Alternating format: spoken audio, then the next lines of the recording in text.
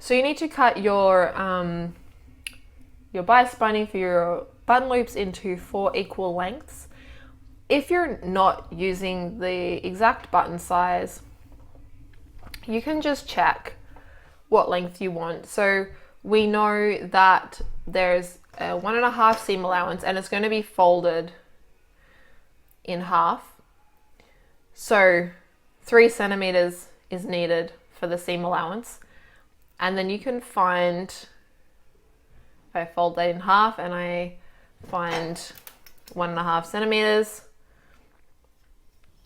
And I can pinch where the seam allowance would be, and that gives me my loop that I can check whether that fits the size of my button, in case you want to change the size. So on the right side of my front top, I have marked with pins just to make it a little bit easier for you to see the placement for each of my button loops, right side. Now, because we pressed under the seam allowance on the button loops, sorry, the seam, so it's at the bottom, there is a right side and a wrong side.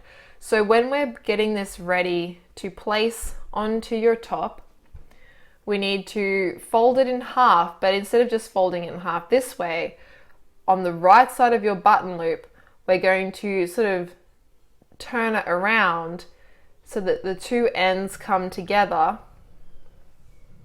like this, and that will be how your button loop sits on your top. So I'll show you that again.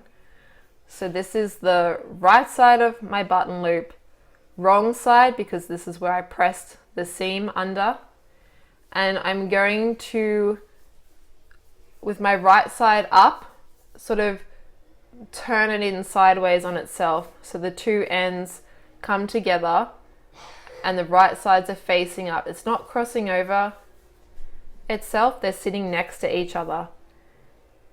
And then this is the right side of my button loop. So I'm going to turn it down now and pin that onto my top. So I've got the right side of my button loop facing down onto the right side of my top.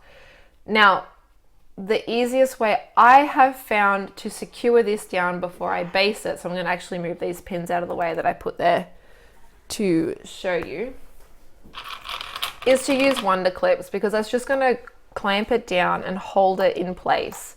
And when you do go to baste this, just keep an eye on both sides of the button loop, that they're not sort of shifting up or down as you sew. You want to keep them next to each other, not apart, but not overlapping either. So I'll just show you a bit closer. So that's the top of my button loop, how it's going to look when it's finished, and I've put that face down onto my top and clamped it with a Wonder Clip. So I'm going to put all of my button loops on now, and then I'm going to go ahead and baste the button loops as well as my shoulder straps down before I sew my facing on.